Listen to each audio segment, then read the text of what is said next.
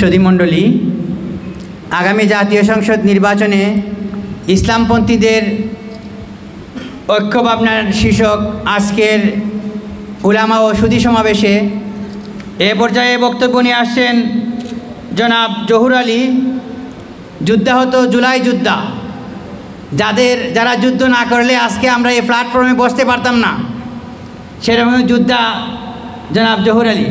1 মিনিটের মধ্যে বক্তব্য শেষ করার জন্য অনুরোধ করছি। আসসালামু আলাইকুম, অসংখ্য ধন্যবাদ।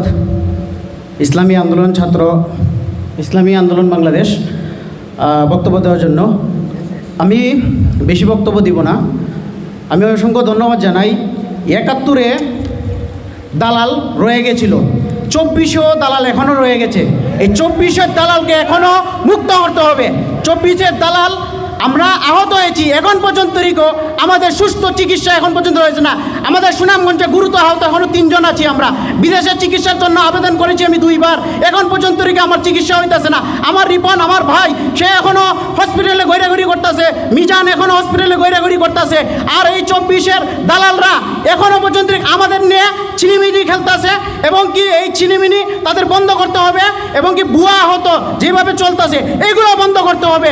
আর দালালগুলোতে হুঁশিয়ারভাবে সাবধান করে দিচ্ছি, আপনারা খালি দল বল নিয়ে ঐক্যবদ্ধ হয়েছেন। আমরা যেরকম আন্দোলন ঐক্যবদ্ধ করেছি, যেরকম ইসলামী আন্দোলন নির্মমভাবে হত্যা করেছে এই ফ্যাসিস্ট সরকারে, আপনারা দেখছেন কিভাবে হত্যা করেছে। চোখের পানি এখনও মুছা যায় না। তাদের স্মৃতি এখনও রক্ত আমাদের গায়ে রক্তে রয়েছে, আমাদের রক্ত এখনও জুলাইয়ে রয়েছে। এই জুলাইয়ের দালালকে আগে হুঁশিয়ার করে দিচ্ছি। আমার বক্তব্য এখানে। সবাই অসংখ্য ভালো থাকবেন। আসসালামু আলাইকুম।